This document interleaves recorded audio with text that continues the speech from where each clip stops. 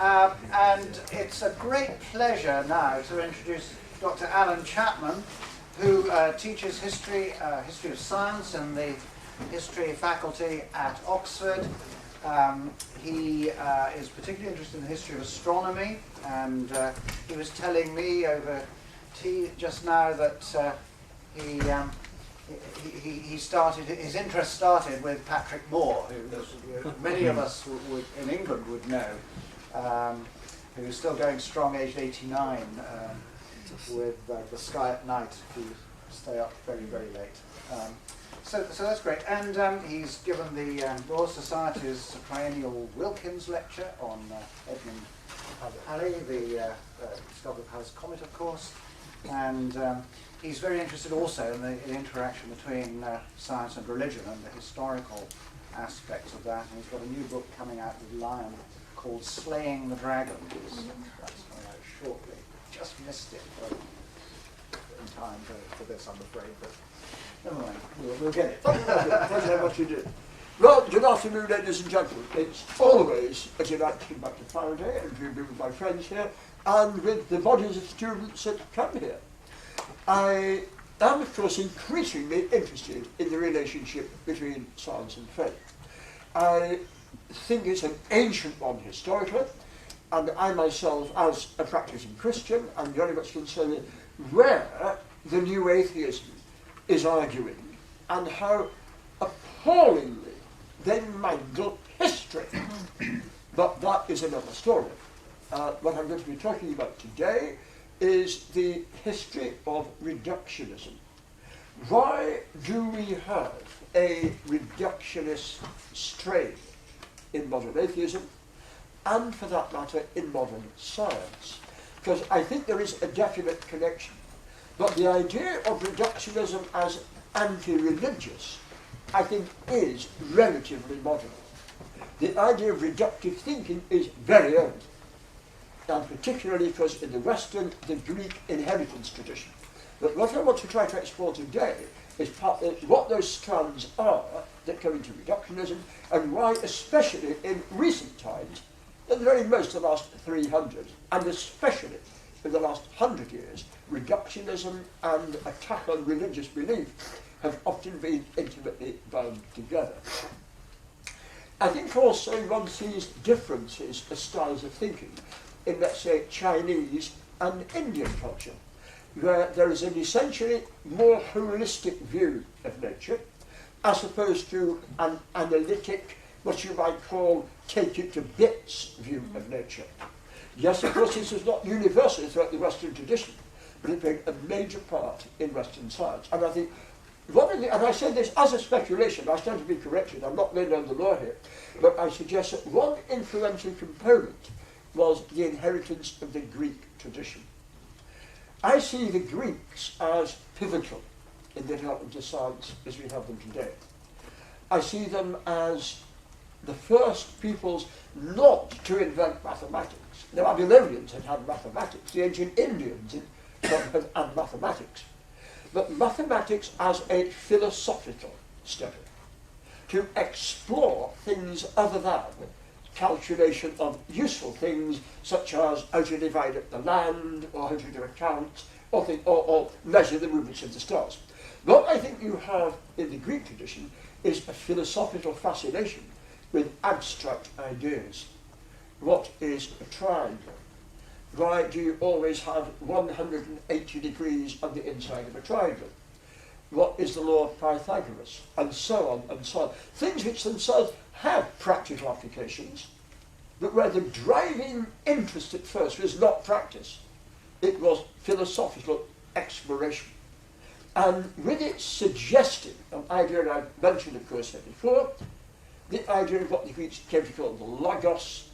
Was there some kind of pattern in nature that we could think through? You find this in Plato's Doctrine of Forms, in circa, well actually more correctly, Socrates' Doctrine of Forms, whom Plato pinched it from in around 400 BC.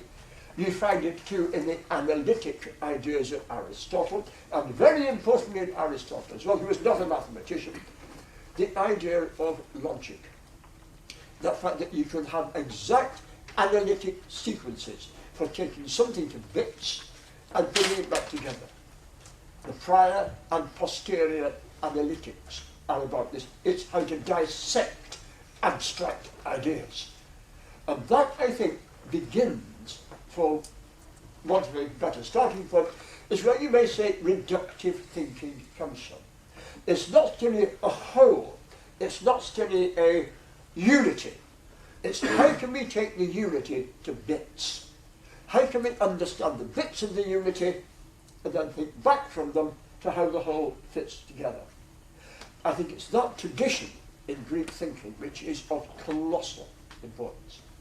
Add that to Greek mathematics. Now, what fascinates me too is technology, very, very powerfully. And as I know Mike Edmonds at the University of Cardiff, and a lot of the work he's done over the past 5 or 6 years, into that thing called the Antikythera mechanism. Let me just write that up on that name. Antikythera mechanism.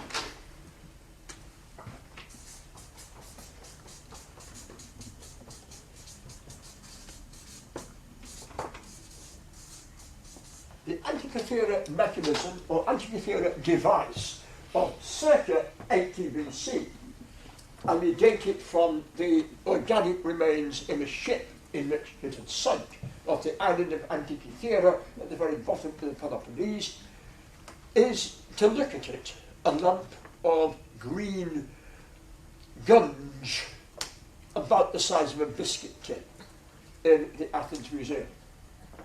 Richard de Sola Price in the 1950s and 60s started to do X-ray bits of it. And the applying modern MRI-related scanning machines, we have now found it was an amazingly elaborate piece of clockwork. Just inside it, we could even see the layers of the metal as they fused together.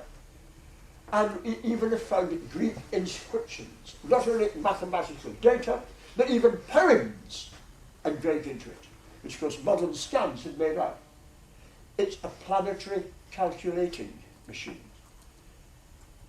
Mechanically written by, you have a handle that would turn and it would make it move. But the idea of replicating the universe by brass gears. And not only that, brass gears, some of which I understand from Edmonds, were electrical. And whilst you were dealing with the idea of the Greek concept of circular universes and circular movements within it, some things didn't fit circles, such as the moon's period around the Earth and the 18-year eclipse cycle, the Saros cycle.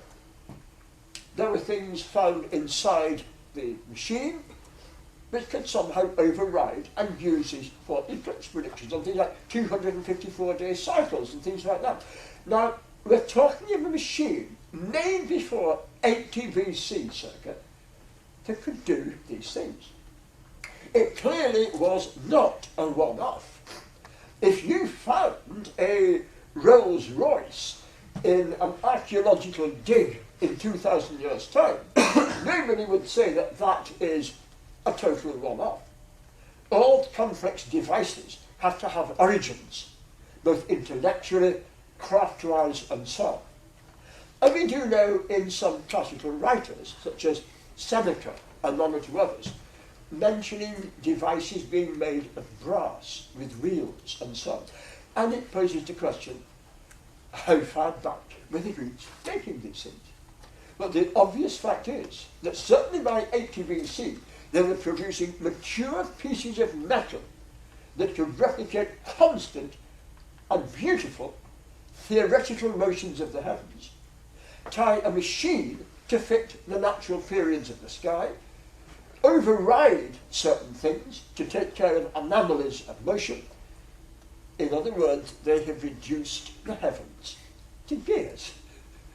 Now, probably the first machine we can lay our hands on does this. The thing was found off the bottom of Greece, probably by 80 BC on its way to Rome, or to an Italian market. And we come across various references to these things being taken for, or complex devices for sale in Italy. And probably this had an unlucky occasion in a storm off the island of Antikythera. How many more there may be on the seabed, we have no idea. How many more we may find in land archaeological digs, we have no idea. It's a mature device. It's an early piece of highly sophisticated reductive machinery, and it reflects an attitude towards the natural world, mathematics, human ingenuity, and handicraft. Now, I think the next time we have a serious set of similar developments is in about the 12th century AD. I'm not for a moment suggesting there was not such thing on in the ocean, far, far from it. But by the time things take off in a big way, because what are the elements of reductive thinking? They are, like I say, breaking things down into small, functional, often self-acting units.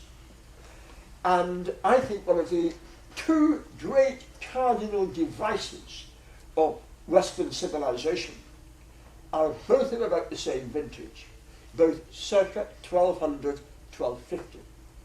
The first of these is the musical organ. You may say, what's so wonderful about the musical organ? You think of all the things that come together in an organ. Why not simply have 100 men playing flutes? Why not just simply have natural forces? Why do you need pipes on a wind chest with levers that will open them, bellows to generate an operational pressure, stops to shut in and bring into operation, to make, to put it bluntly, a hell of a noise? Why not just howl or blow down tubes or hit drums? An early aspect of innovative technical thinking. I think as human beings we are driven to invent. What was it about the conditions of the 12th century that led to this? Also too, self-acting automatic devices. The earliest versions we know of organs had a much more direct action. Pipes, which are essentially flutes, on wooden boxes, pumped full of air, like wind chests basically speaking, and then just simply very, very primitive sliders. Now that may have done for you if you were accompanying the chanting of the office in a monastic chancel. So you would give the pitch, whatever you wanted. But then, why do you need one that plays tunes? Who takes it further that you nearly are then able to not just have one or two at a time, but then a bright idea, more of them, maybe 2 or 3 banks of pipes. And now, so wide, nobody, as the old word for organist was pulsator organorum, beater of the organs, could actually work them. And then you made all the things come together in little things you could touch with your fingers.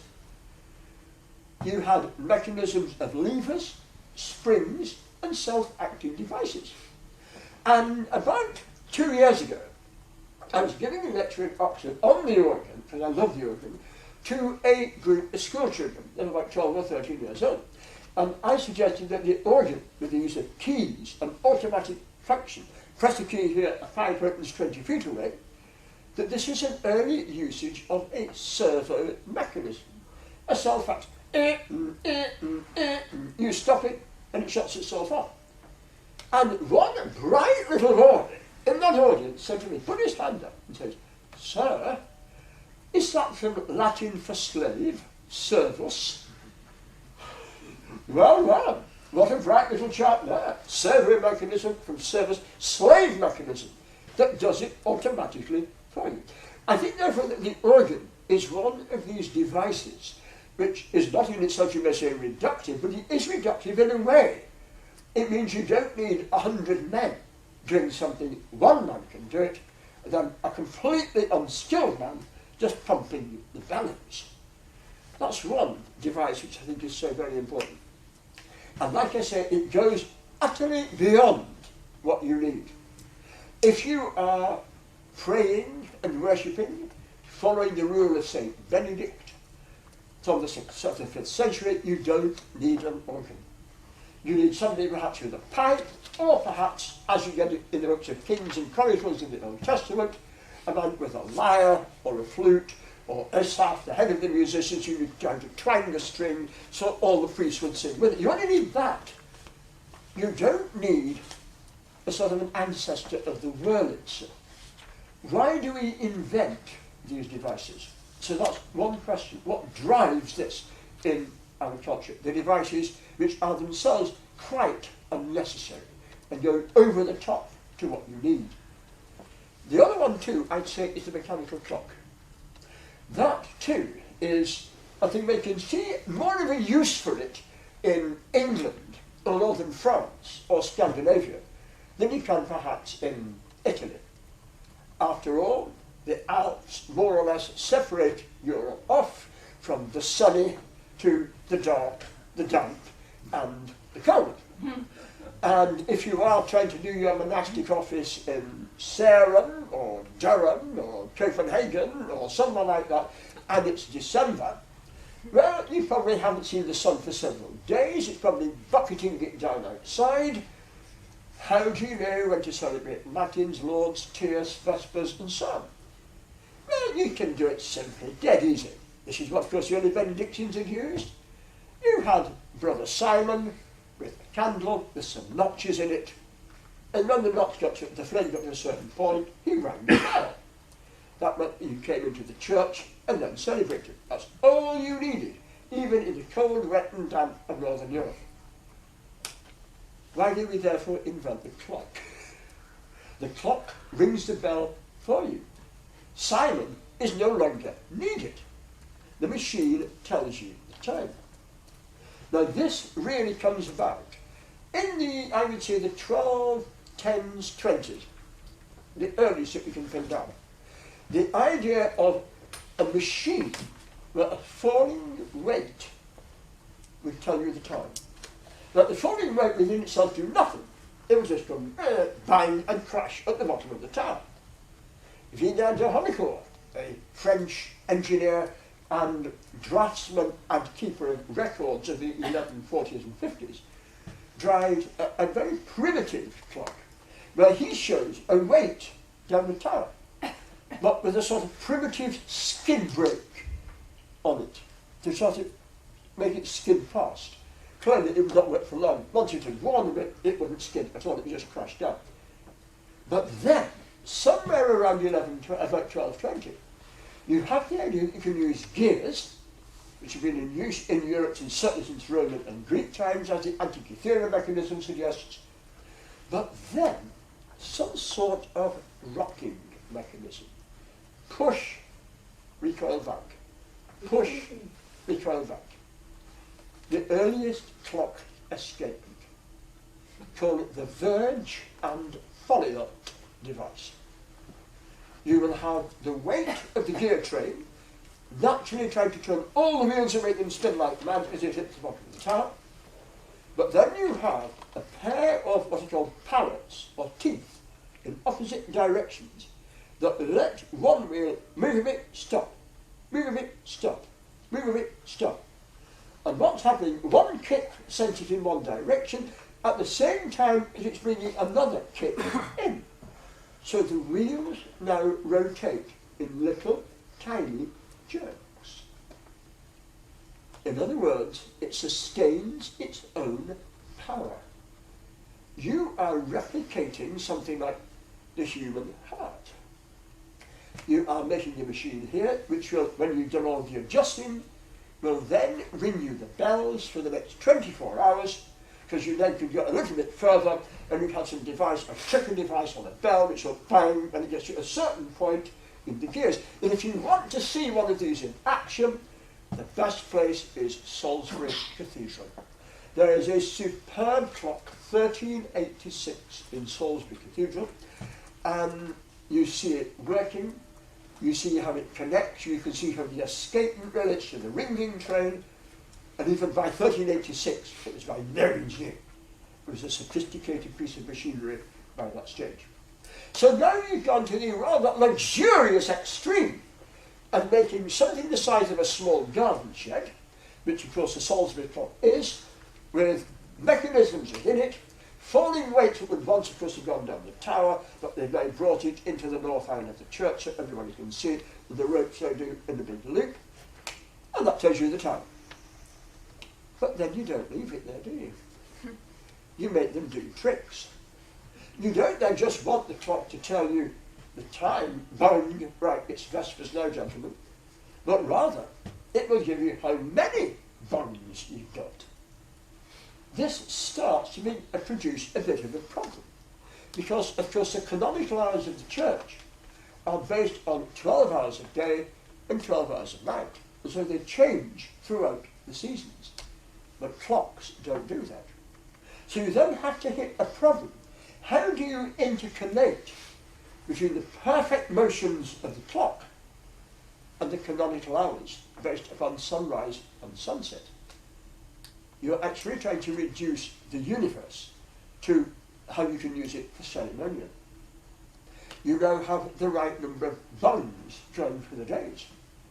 But then, what next?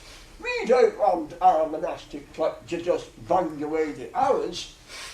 Our clock plays tunes. Don't play unnecessarily. And you get a little tune. And how do you make it play a tune? Well, very, very straightforward, actually. You have a rod with the gears on it, a piece of tree trunk, gives about that sort of diameter, made on a lathe to be a nice wooden cylinder. You nail some pegs into it at the appropriately arrived intervals. You now have maybe 6 or 8 bells of different tones, so that when the time says, start it to rotate, and it starts to rotate, then you have a series of triggers, and each trigger will hit a moving tooth, and when it does that, will click it, and bang! And so depending on where you put the pegs of the barrel, you can have it playing Old MacDonald Had a Farm, or whatever you want the clock to play. That in itself is another piece of amazing reduction. Instead of having to sing or whatever, you have the clock gives the tune for you. And then, of course, the great clock which was built in St Albans Cathedral by Richard of Wallingford actually had a moving universe, a great planisphere of the heavens that rotated. So you're now not only telling the time by machinery and having it playing tunes, you're also having a model of God's creation rotating once a day. And not just the stars, but the moon and some of the planets as well. And if it's the moon, that's a problem, because the moon's orbit was very complicated, not really understood yet at that date. But in fact, in Richard of Wallingford's machine in St Albans, well, that's the first use of elliptical gears to replicate an irregular motion. All of it utterly unnecessary for the business of worship. Why are we driven to do it? And these things, of course, catch on. Why do we invent unnecessary machines? I think one of the driving forces, well, there were several, particularly in Christendom, that does this. One of these was that slavery was never really part of mainstream Christendom. By that I mean slavery in Europe itself. Yes, slavery was initiated in the Americas and so on at a later date, but not in medieval Europe. Slavery is dying away very rapidly. You have a sort of semi-slavery, it's serfdom, but that is not slavery. A man could not kill his serf.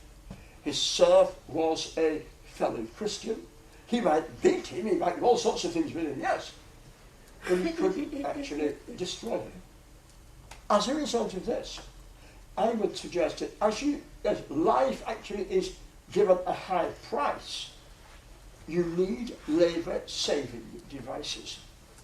And I think if you're living especially in a hostile climate like Northern Europe, cold, wet and so on, you need things which will do part of the drudgery for you. And I think this is part of the West's exploding fascination with machinery. There's also too another thing that the medieval clocks start to do. And the best one I can tell you if you see this is Wells Cathedral in this country. Wells Cathedral gives you a free show, especially at noon. It not only clangs out a tune, it not only tells you the time and shows you the phase of the moon, you have knights jousting in two rings, one inside the other. The knights have wooden bodies, they're called jacks, they'll flip down like that. One man can knock another man off and he'll go down, he'll rotate, come back up again and have another go. That is not necessary for the monastic office. Why do we do it? You even replicate mock war. And it's more to do, I think, with a fascination with ingenuity. Now these are where I see some of the early factors in what we might call reductionism. These people just did not see these devices as reductive in the way that, let's say, a modern atheist might. They saw them as amplifying. Aren't we clever? We may be sinful, we may be fallen, but we can do certain things that God can do. We can make things that move on their own, we can make things that play tunes on their own, and we can even make machines that tell us where the sun is in the sky when the devil has put clouds in the way. Now, these are some of the components, I think, which are just bred into the bone of what becomes Christendom, certainly by 1400. There's also another factor, and this is, I think, a lot to do as well with the absence of slavery as a formal institution, and that is the growth of a major market economy. The one thing that strikes me, looking at the culture of late medieval and Renaissance Europe, is things get cheaper, simpler, more abundant, and more widely distributed. You start off in a medieval cathedral or monastic church with a clock the size, as I say, of a small garden shed. You look at pictures by, let's say, 1480, 1500, and people are wearing these things round their necks on gold chains, beautifully fabricated. 100 years later, they're making them so small that you can put in your pocket. In other words, you're taking these big devices, miniaturizing them, and making them much more accessible to a growing, paying, predominantly mercantile, not aristocratic, mercantile populace. A populace that was doing other things as well, commissioning artworks, dressing very well, building the great merchant cities of Europe with an architecture that's still there.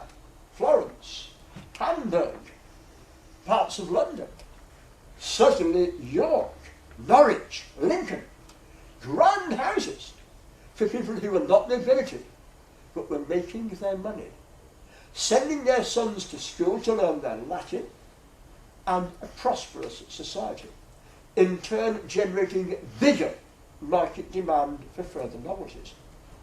There's the famous Holbein drawing, followed by painting in Hampton Court, of Sir Thomas More and his household. There is Sir Thomas, Lady More, and the family, and behind them is a lovely clock on the wall. And it's no bigger than one you'd buy in Smith's today. And a lovely piece of machinery with a pair of weights. The two weights clearly indicate you want the going weight to make the clock run, the other clearly the striking weight that actuated the mechanism that played the tunes or struck the bell. Of course, by that time, yes, in a bit like a Rolls Royce. If you've got one, have one painted in on the family portrait. But by 1600, clocks and watches are available massive across Europe. And when Guy Fawkes was arrested on the 5th of November 1605 in the act of trying to blow up Parliament, he had a watch upon his person about when to exactly blow the founder train. Even terrorists had them by 1605, giving you some indication of their spread into that society. Now, what all of these things have in common is that they are all about reducing things in the world. They are about reducing time, using mathematics to produce useful devices, and then novelty devices.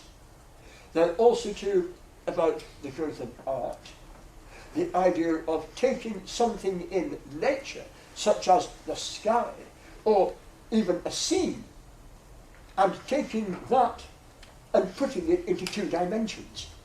And hence, this is the heavens and how it rotates, or this is a view of my city, as you find, of course, in the growth of landscape art in the late 15th, especially in Flanders and the Low Countries, in beautiful townscapes you have at Bruges and places like that. That, I think, is part of this reductive tendency. And it's also deeply concerned, too, with the fact that we are not a slave society, where machines, these are only a tiny number of the machines, hoists, cranes, mining machines.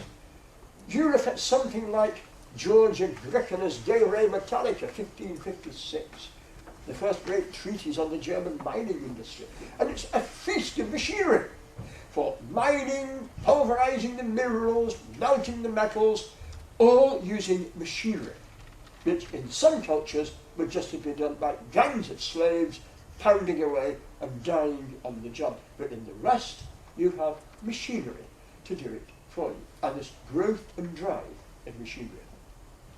That's one area. The other one too is the mechanization of living things. Right back to Hierophilus in the 3rd century BC in Alexandria. Put his name up.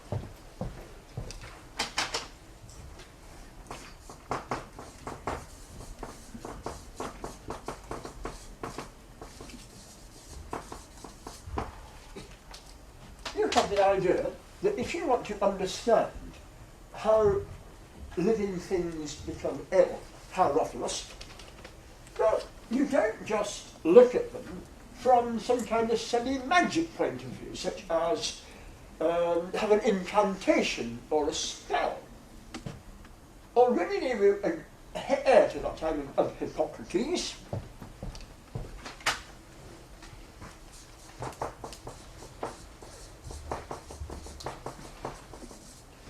For 40 BC, and Hippocrates' suggestions that if you want to understand illness, you study the sick. You ask them what's wrong with them. Did your parents have this? Where do you come from? What do you do for a living? When did you last throw up? What colour is it when you've been to the privy? Practical stuff that a GP would ask today. And you try to do this for all of your patients. And what you then do is try to work out patterns in disease. The beginning of scientific medicine.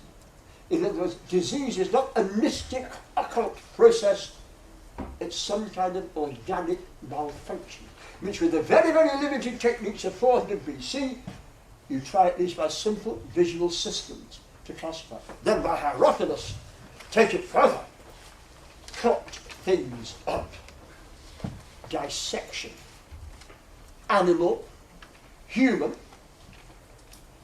and we are told, in certain cases with Hierophilus, living humans condemned to death. In other words, where do all the bits fit in a living body? And by the time that you've got another 300 years forward, and you come across Celsus, who's roughly the time of Christ, about what you might call 0 AD in Rome, or 150 years later, Claudius Galen, 150 AD, you've now got dissection with a vengeance. If you read Celsus's treatise, De Medicina on medicine, you have an account of a journey through the human body, starting from the mouth and going right the way through, where he clearly cut bodies up and studied all the parts that connect the digestive system, the heart, the bladder, and so on, the skeletons, the muscles, how the skeletons relate to the musculature, all of that's systematized. It's true we were pretty feeble when it came to trying to cure an illness, but what they had recognized is the thing that would not really come to maturity for another 2,000 years unless you understand how the living body works. You have no serious prospect of ever curing it when it goes wrong. Because illness ain't occult mumbo jumbo. Illness is some kind of mechanical failure. And to correct the mechanical failure, you've got to understand the machinery. Very importantly here, comparative anatomy. North Africa, well, convenient for Barbary apes. How is the skeleton and the internal organisation of a Barbary ape compared to a human? Yes, there are obviously differences. Humans are taller and humans have other features, but by Jove, the joints are similar, the basic internal organisation is similar, and with Galen, take it one stage further still, pigs. Pigs are astonishingly like humans inside. And Galen does a famous experiment in Rome in about 150 AD. Horrendous, the animal rights people would rightly go berserk at this today. But where he takes a small pig and he makes a series of incisions up its spinal column. The first incision at the very bottom stops the little telephone wagon. He paralyses various parts of the animal. The last part, the pig is by this time paralysed, he's cut the laryngeal nerve in the throat, but the pig is still alive. And the last thing you do is cut through the brain, showing the centrality of the central nervous system. Now, his experiment was resonating through medieval Europe. If you went to Bologna or Padua or Paris in the medieval centuries, you'd be familiar with Galen's teaching if you did the DM. You do it here or in Oxford in the Middle Ages as well. And when people something, very, very often, of course, the critics of the Christian tradition will say, oh, well, of course, in the Middle Ages they were also ignorant and stupid and so on. They thought that the illness was caused by evil spirits. In certain cases, yes. But you simply look at what was taught in the great medical faculties of Europe. Guido di Chauliac, 1361, Magna Chirurgia, the great surgery. Himself, papal physician. Himself both a victim of the bubonic plague of 1348 and a survivor of it, who wrote on the disease both as patient and doctor. His writings on the functions and structures of the human body with what was known at that time was formidable, and always the comparative anatomy. How does it work in the human? How does it work in the ape, the pig, the ox? Eyes were dissected. In fact, Ibn Haytham, or Al-Hafan, in Cairo, 1000 AD, who left detailed accounts of the dissections of the eyes of oxen. In the tradition of Galen, the idea that you have the lens, the cornea, the vitreous humor. And he points out, if you take the lens out of the eye of a freshly slaughtered ox, while it's still fairly transparent, you can still project the world outside onto a whitewash wall with it. Is that how vision works? Is vision not some magic process? Is it the same as when you pass light through a polished piece of quartz and is focusing the eye, a natural mechanical response, to when you focus a lens by moving things behind it? All that is there in the literature. And it's still not yet got to the Renaissance.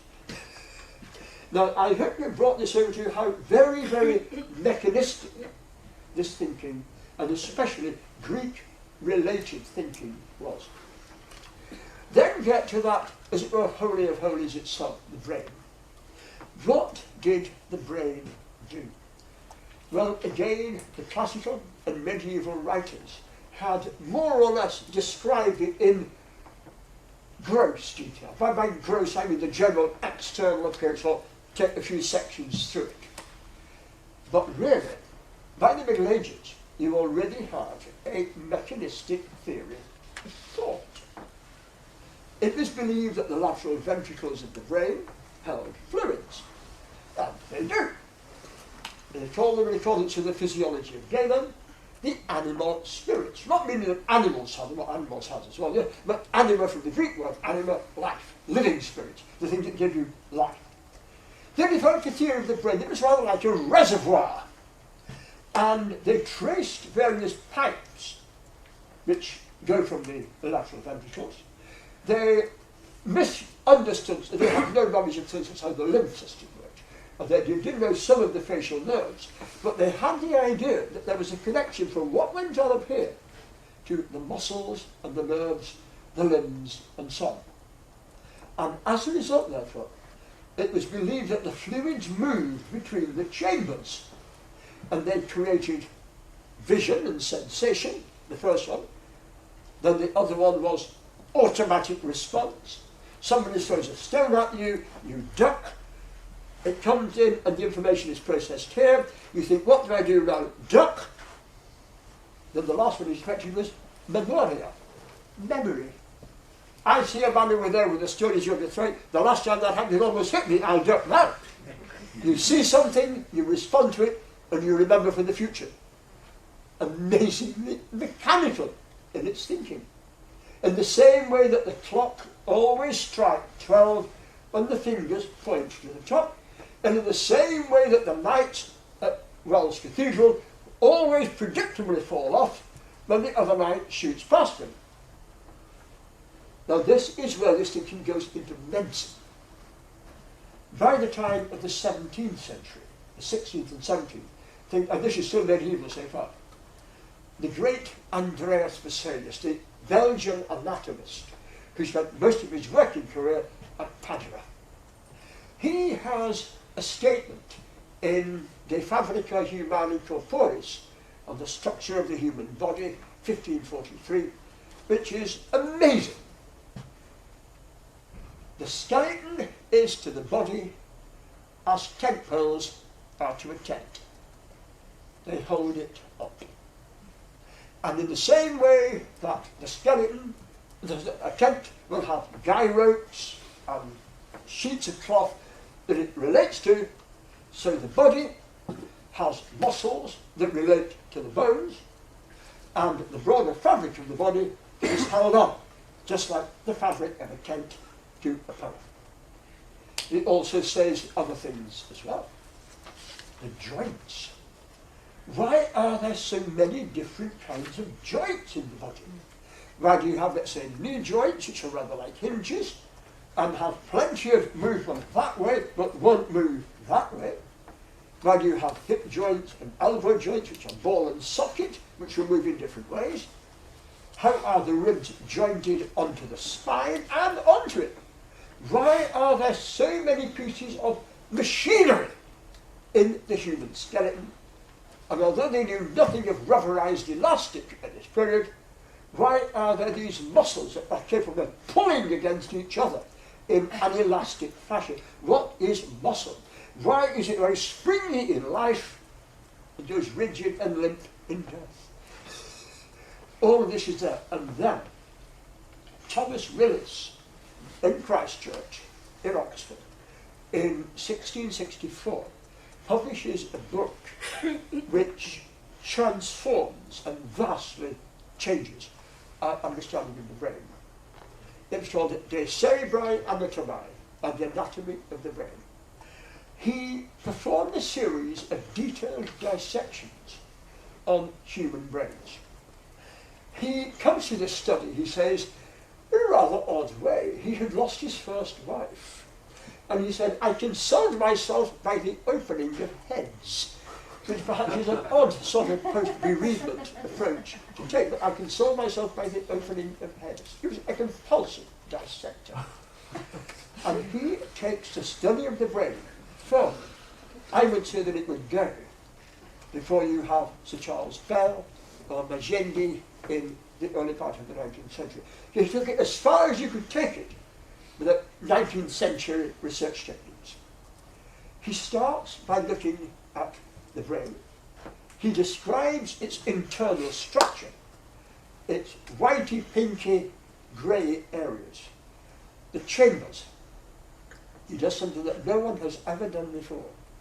He traces the paths of the 12 facial nerves from the brain into the face, which will explain facial expression and muscular activation.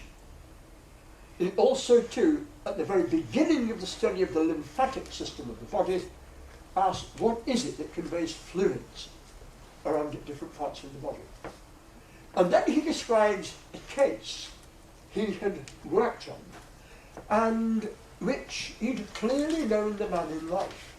And we often have this idea today of grave robbers and people stealing bodies. Willis didn't write like that. He makes numerous references to discoveries in the brain that are related to the traits of the person in life, a knowledge of individuals. He mentions a man who he was dissecting. He doesn't tell us when he was doing this, but he published it in 1664.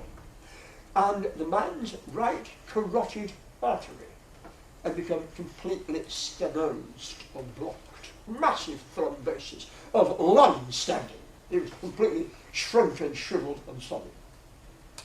The right vertebral artery had taken over the supply to the brain. Yet, in the physiology of Galen, that man should have been half brain dead, because it was believed that each carotid supplied each side of the brain. Why wasn't he brain dead? Willis then traces the vestigial arteries into the brain, and he finds a great circular artery that all the arterial system of the neck pump into. So if any one vessel fails or stenoses or occludes or whatever, the others will automatically take over. In other words, the body has automatic compensation mechanisms within it. The body is not only a clock and a system of sluices and dikes, it also corrects its own defects. How does he know that this man hadn't shown any kind of what you might call neurological abnormality, as you'd say today? He obviously knew him. He says this man displayed no stains at all in life to suggest that he had a major blood supply missing to the brain. He also is the first person to speak seriously of zonal functions within the brain. Cerebral anatomy gives us such wonderful ideas as this. If your cerebellum at the very base of the brain is soft in dissection, well, you're probably musical. People he dissecting you with musicians usually have a soft cell. Where do you find all the musicians to dissect? Well, probably those are people dying young, the choir boys, college organists, dying of fever or whatever, dissect them. And he has a number of these patterns. And he's wrong by modern standards, but he's right in another respect. Different sections of the brain control different functions. Then he's bang on target there. He also relates the brain's structures and abnormalities to neurological and mental disorders. He speaks in his case books, which are preserved in Oxford, of treating the woman of the village of Eton, which is about 6 miles out of Oxford, on the way to Swindon. And this woman suffered what we would clearly now call bipolar disorder. He mentions that sometimes she would be virtually inactive and completely drawn within herself, and then would be very hyperactive and so on. He suggests that this is caused by liquids moving at an unnatural speed in her brain. So when they were moving at one sort of ebb tide here, she was depressive, moving in the other way, she was hyperactive. It was caused by fluid in the brain. His case books are absolutely fascinating. Nearly everything he says is wrong, but the reasons behind them are dead wrong, with what the limited techniques of the 1660s actually were. Now, Willis dedicates cerebral anatomy, everything I've been telling you so far. You may regard him as probably a pal of Thomas Hobbes or something like that. What? He couldn't stand Hobbes. He dedicates cerebral anatomy to my very good friend, Gilbert Sheldon, Archbishop of Canterbury. He was Sheldon's personal physician and friend. In other words, the first great treatise on the anatomy, and as far as you could then take it, physiology of the brain, is dedicated to the Archbishop of Canterbury. He also makes it clear in his prefatory material about he doesn't really know how life and the brain work together. That's God's secret. But the wonderful thing is, there is a close relationship to the machinery of the body and how the soul interacts. Yes, in some degrees here he's influenced by Descartes, who is a generation older, and he would have greatly admired Descartes, there's no doubt about it. Willis was a dualist, and he actually describes the nature of the body relationship to the brain in these words in English translation. The text is in Latin. Samuel Pordage also did a lovely English translation, 1681. The brain, he says, is the living, breathing chapel of the deity. It's in the brain that God makes direct contact with man. And it's through the machinery of the body that his will is then expressed. Now, what a wonderful coming together here. Willis was not only a devoutly Christian anatomist, he saw nothing wrong with dissecting his friends. Because he says this, they've gone to God. The bodies are here. God has given us physical intelligence. Let's learn from them, like we learn in astronomy or natural history or anything else. There's nothing degrading to cut a dead body, because it's actually that person doing their last service on earth. And of course they're up there with God. And also too, he actually gets thrown out of Christ Church by the Puritans. He was a staunch Laudian High Church Anglican. He had married Mary Fell, the Dean of Christ Church's daughter. And, well, the Puritans out. And actually, curiously enough, Willis's eviction from Christ Church for his contumacy and high churchmanship and his refusal to recognise the Geneva Party actually turned him into the best anatomist of the age. Because instead of them being able to live comfortably on his college revenues, he was unemployed and he had to earn his living as a working doctor. That turned him into a first-rate clinician and hence produced what we've been discussing there. But at the Restoration, his loyalty paid off. He was immediately reinstated in 1660, given a highly prestigious chair, and whilst I've never been able to prove this, almost certainly tutored John Locke, the great philosopher. Locke, we have to bear in mind, philosopher. Yes, in many ways his ideas influenced the American Revolution, his essay on human understanding, effectively, the way you think of how the mind works as a mechanism. But Locke also took a Bachelor of Medicine degree and was a medic by training. And I've often wondered how he and Willis, and certainly Sir Christopher Wren, who was also one of his friends, all came together dissecting their friends and so on. And what was Sir Christopher Wren's dad, by the way? Dean of Windsor. Sir Christopher Wren, the great scientist, founding fellow of the Royal Society, astronomer, architect, and so on, but also son of the Dean of Windsor, who was chastised also by the Puritans, and also nephew of Matthew Wren, Bishop of Ely, who was imprisoned by the Puritans when they came to power. And so you have this extraordinary one. Now this is into the 17th century. Why have things changed later? Well, I think what you have, and because it is a long story, I think very, very crucially is the period around the French Revolution.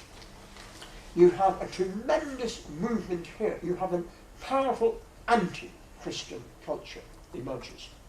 Yes, there have been traces of it during the period I call the Endarkenment, which is popularly called the Enlightenment, which I have my serious doubts on anyway.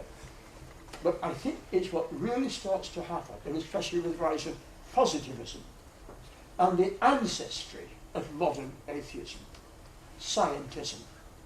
The worship of science is the only known truth.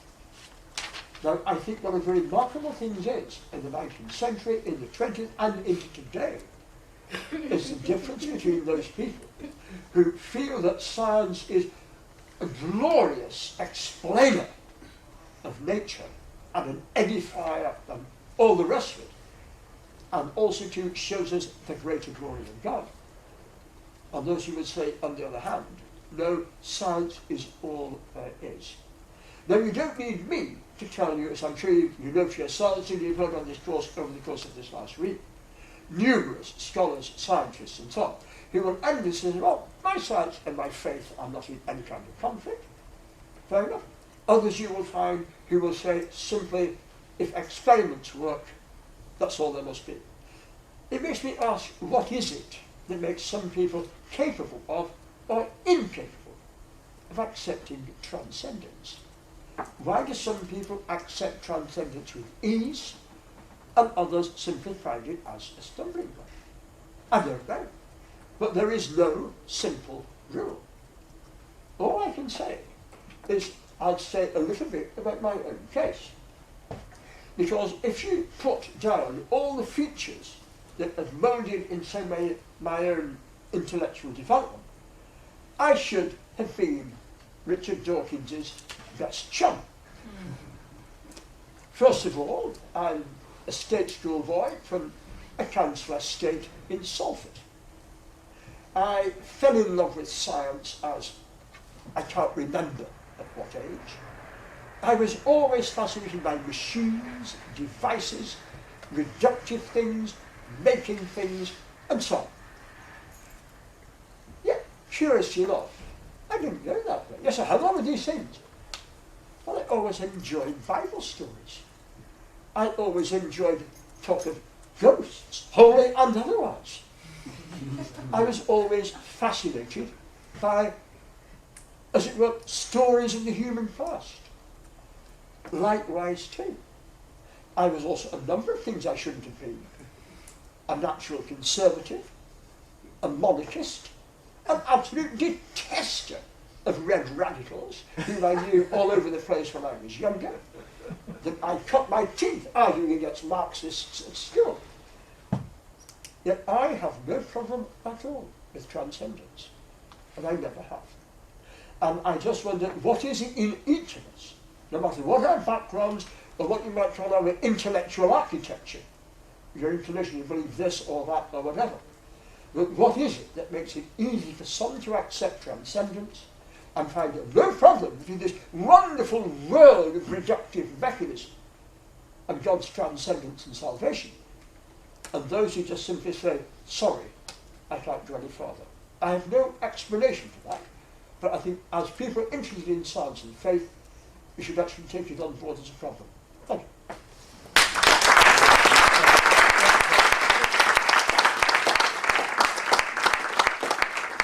Wonderful talk. Thank you very much. So over to you, everyone. Yes. No, As I'm slightly deaf, shall I? Yes, please. I'll shout if you like. Yes, thank you. I was just wondering if you could talk a little bit about technological development in China as the other great centre of technology. No, that's right, it is true. China has a great system of technology.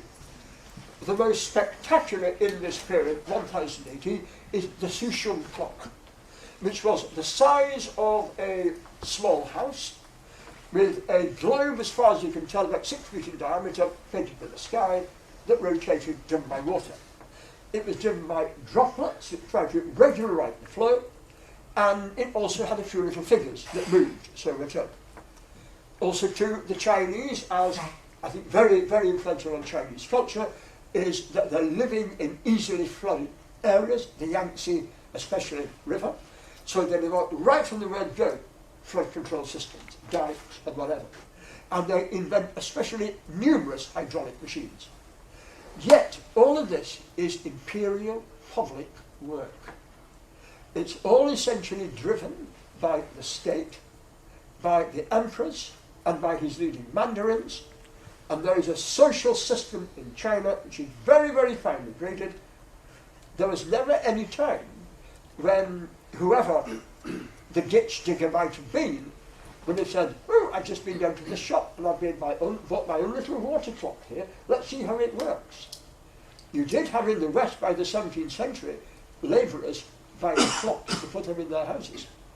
I think it's the nature of the society. All human beings are ingenious, no matter where you are. We find this in Mesoamerica, in the pre-Columbian period, India, all over. But what matters, I think, are two things. On the one hand, the social structures. Do they permit these kind of things to happen? Is there that open space? And although I'm not sure whether you had full-scale slavery in China, certainly the Chinese peasants had very, very little leeway to, as it were, do beyond their village life. I think that's a very, very important thing. I think another central area, which comes in China too, is the fact that it was essentially a monolithic society. Western European has never been monolithic. You always had tugging forces. You take the structure of Western Europe, in let's say 1300, you have, yes, we're told the church, no, the church was always, in a way, in tension with itself. The Spanish cardinals hated the Italian cardinals, the German cardinals hated the French cardinals. There was a normal pattern in it. Likewise too. You look at the great trading centres of Europe, Hamburg, London, Florence, Prague, big merchant cities. People who made their heaps and ran their own affairs. The Gonfaloniers of Florence just virtually were the town bosses. The Lord Mayor of London, even the King could not enter the city of London without the Lord Mayor's permission. Still continued ceremonially today. Then Her Majesty, of course, went to St. Paul's. And the was technically challenged. What are you doing here, ma'am? I'm going to service, please come back. But still maintaining that tradition. You never had that in China. And also too, the European universities, all across Europe by the 12th century, 13th century, here or Prague or Bologna or wherever, they didn't just study Christianity. They studied Roman law, pagan philosophers, Arab philosophers, Greek philosophers, the lot. Yes, you had a great deal of the Bible, St. Augustine, the theologians, but they were taught to argue like logistical Aristotelians.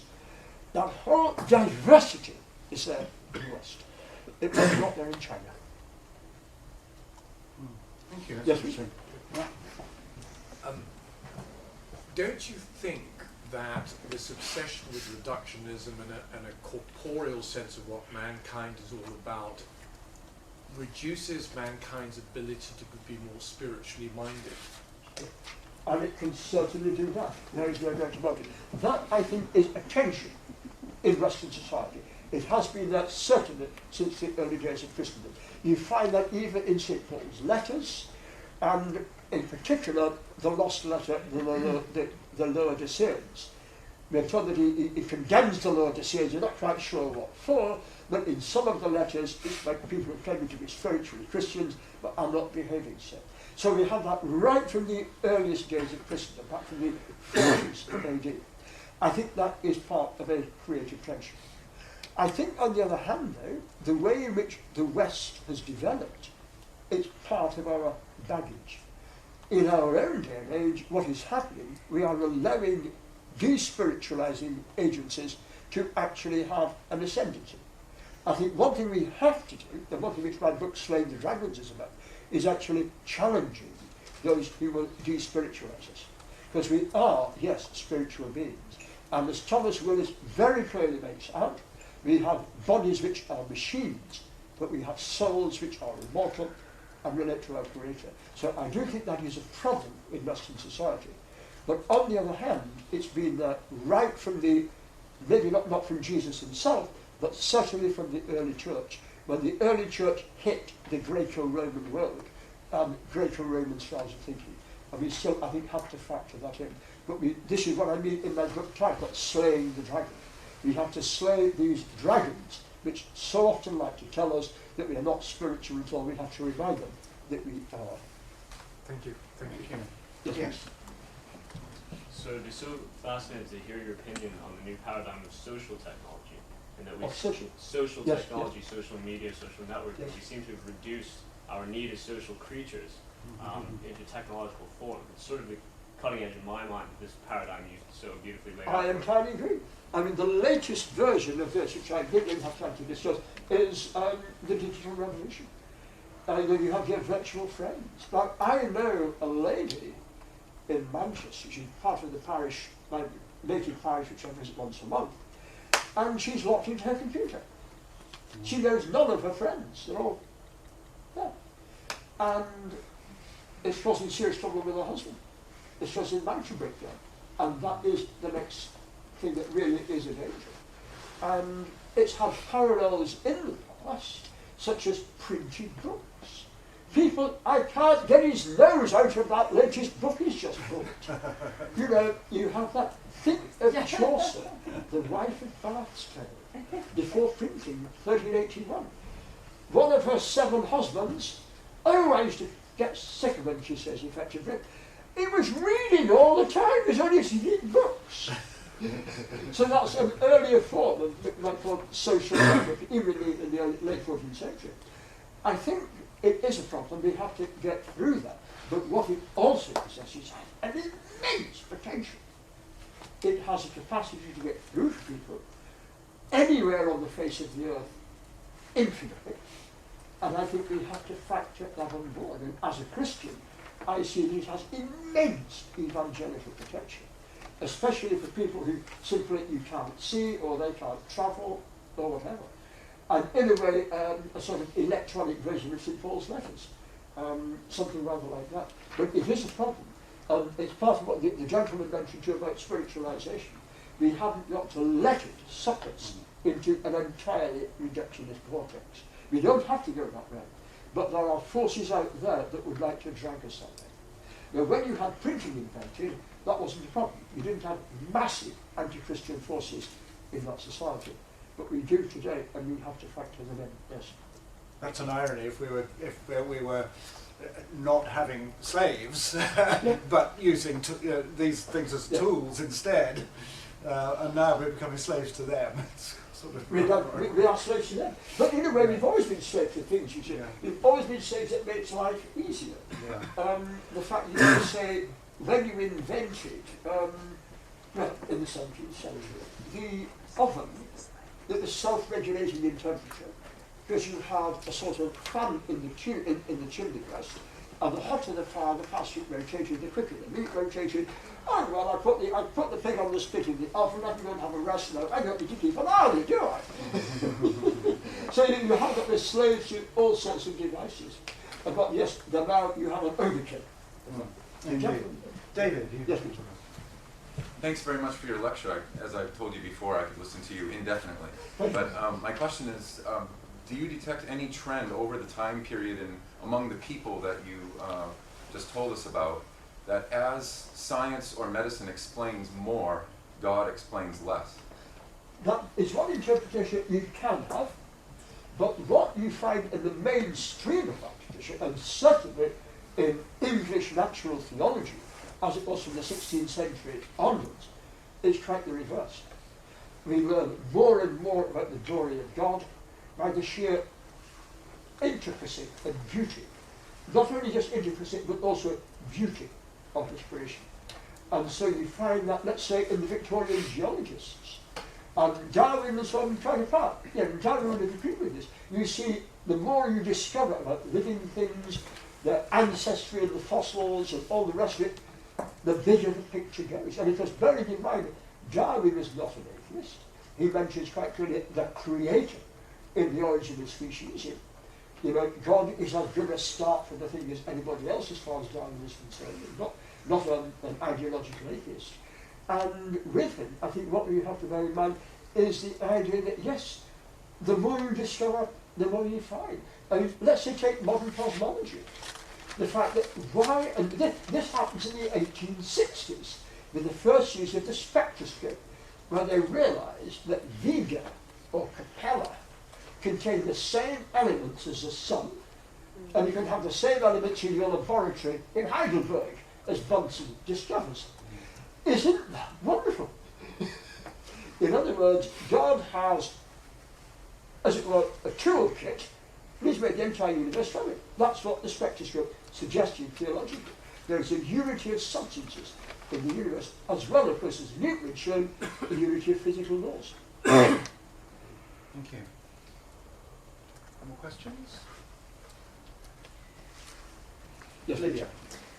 Just an update on the invention of the organ. Did I understand you correctly that it was invented in the Middle Ages? I understood that the organ was already played in the Greek, in the ancient world, and this was the reason why the church banished it in the first place. That is one early idea. At first, the very earliest, the hydromorphs, as it was called, was a sort of water machine that they had in the pagan games, where it had some tunes, but it couldn't have made an enormous noise from what we found in archaeological digs.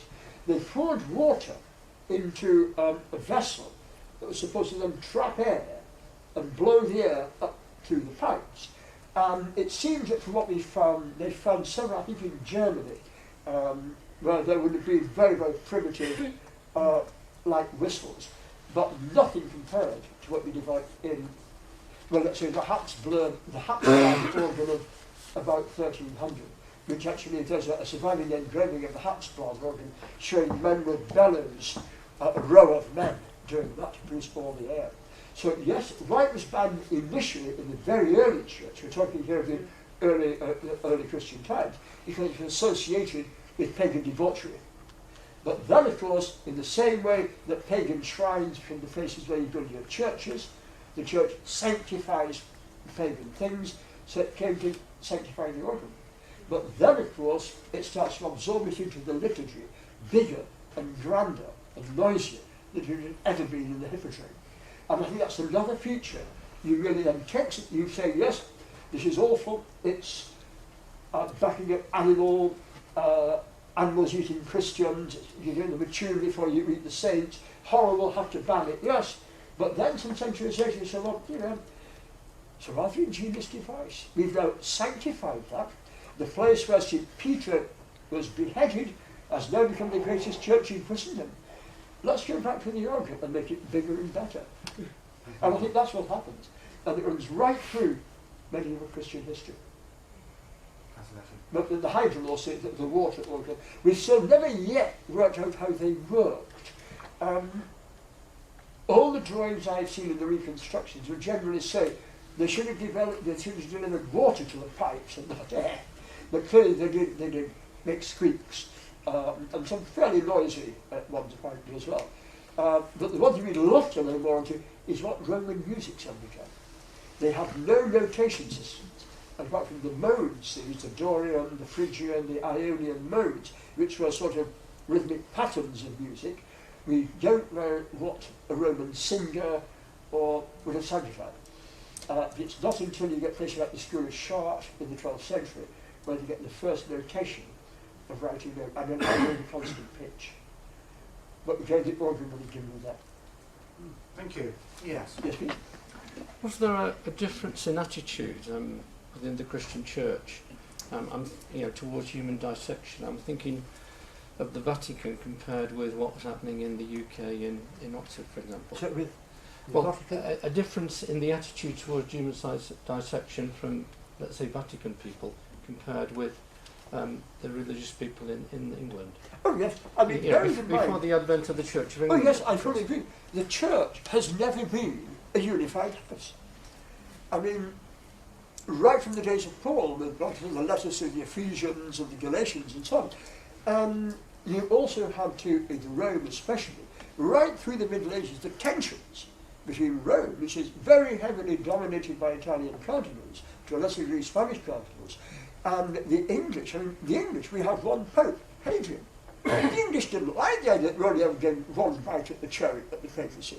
The Spaniards tended to get a lot more, the Italians had a lot more, and there was never a complete easy uniformity. And very often we sometimes had in papal elections where the most innocuous pope might get elected, so that the cardinal effectively, when the cat's away the mice will play. You have a fairly harmless pope on the throne of St. Peter, and the cardinals' politics amongst themselves. So this is deeply there. And yes, you get the condemnation of Aristotle in Paris in 1271, you get attempts to ban dissection, but it goes on. And you have Guy de Chauliac, papal physician at Avignon, I may say, not at Rome, during the Babylonish captivity, when you had 2 popes, you had one in Rome and one in Avignon. He's the papal doctor there, and clearly he knew how to take a body to pieces with no trouble. And so you do have that, yes. It sounds a bit like the English song, The Vicar of Bray. Are you familiar with that? This happens. I mean, bearing in mind the church is itself a human organisation. The Church of Christ is a divine institution, but it's populated by rough and broken beings, us. And the paradox in there, the gentleman mentioned about spirituality. What we are trying to do is live up to what we see as a noble ideal, yet we are being constantly driven in other directions. That's not new to us today. The thing is, I think to us today, we tend not to talk about it. They did. They were acutely aware of it. And it's why, of course, they feared judgment. It's why, of course, they feared when they died, where would they stand? Take, let's say, William of Wykeham, Bishop of Winchester, founder of New College, founder of New College School, all the rest of it, son of a small Hampshire farmer. How did you go from being a small Hampshire farmer to Edward III's Chancellor? Oh, you must have pulled some strings and trodden on a few faces. And by the time he's getting middle-aged, he's getting a bit worried. What will happen to me, the power judgment, to having done all of that? And so I'll start giving my money away and hope that the boys who benefit from my education will pray for me every day and reduce the fires of purgatory. So, Yes, thank you. that's the way, yeah.